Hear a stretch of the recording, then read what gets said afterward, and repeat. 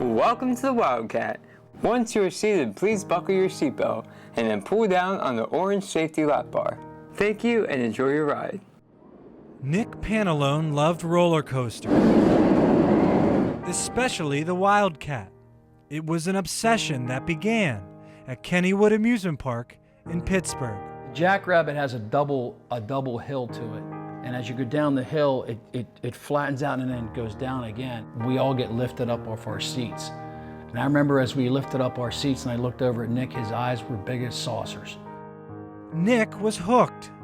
He even built his own working amusement park in his basement using Kinects. By the time he was 11, he knew the color, the speed, the height of every major roller coaster in the world. I came home from school one day and he had a map laid out on the kitchen table. He picked a spot in West Virginia where he was going to build his park. He had diagrams of the rides and he had Excel sheets of the cost. Everything was logical about it. He was 12 years old. At 12, Nick was planning his amusement empire. 2 years later, he started his career. Unlike the one he had dreamed up on the dining room table, this park was already built, only 20 minutes from his home. He was only a yellow tag, so he couldn't actually operate the rides, but you would have thought that he was going to work every day as like President of the United States. I think the joy he saw on people's faces as they were getting on and off the ride lit him up. He was in heaven. He always had these funny little quips that he would add to the ride speeches just before the ride would dispatch. All right, riders, ready for some fun? It's Wildcat time in 3, 2, 1. Be a lion, not a cow. Hang on tight and say meow. It really just was engaging with the guests and it was engaging with the other employees. At Hersheypark, he loved everybody. Almost the old everybody. People, the young people. He didn't like if you broke one of the rules. The junior at Cedar Cliff High School was in charge of life until one February morning in 2010. He was hit by a bus. Cedar Cliff was under construction, and I had dropped him off for school in the front, and they had a chain link fence that had a walkway. The bus made an illegal turn. It didn't see Nick, and it pinned him up against the fence. Nick recounted the day at Penn State's Bryce Jordan Center during the university's Thon event a year later. Following that day, I was completely unharmed, but my parents still thought it was a good idea to take me to the family doctor to get checked out.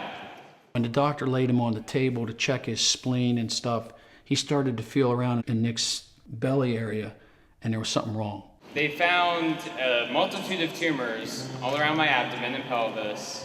And that's how they discovered that he had that rare cancer, and it was in stage 4, and we didn't know it. Nick had desmoplastic small round cell tumor, or DSRCT. The cancer is so rare, there were only 12 cases in the United States the year Nick was diagnosed. The 5-year survival rate? 15%. Here's our healthiest kid. Never had a cavity, never missed a day of school, and he's got a disease like this. But cancer couldn't keep him from doing the things he loved. From the stage, My dear, your eyes are like the streets of Paris. Cross. to the classroom, Nick had outperformed his disease. I still do everything I do. Cancer hasn't deterred me from being valedictorian of my class.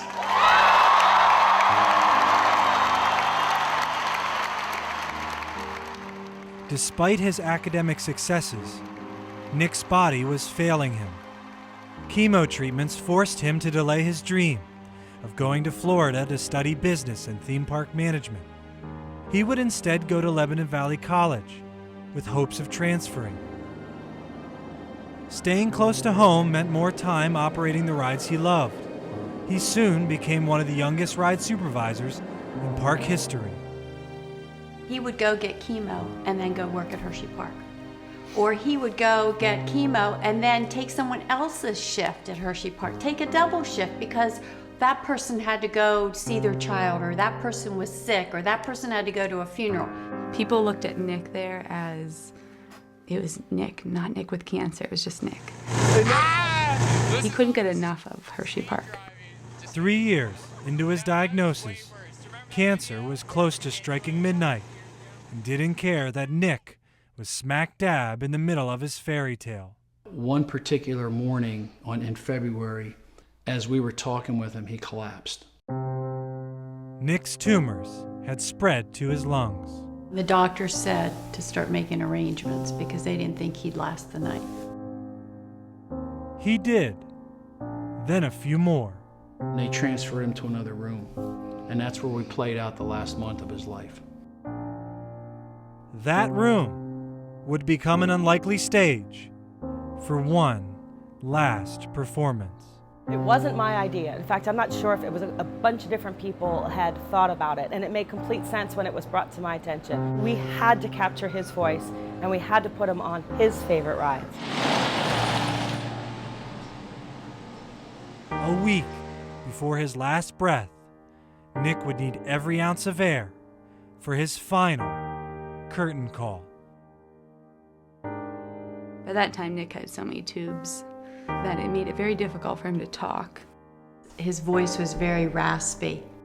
We were allowed to be in the room, but we'd be super quiet. Nick had a manual he would read out of. Keep your head firmly against the backrest. You will be reaching speeds of 58 miles per hour. So he kept practicing and practicing and practicing. He'd lose his breath, but then he'd All right, riders. gain all of his momentum and then just give as many takes as he could. 2, 1. It was very tough for him, All right, riders, you ready? but he wanted to do it right.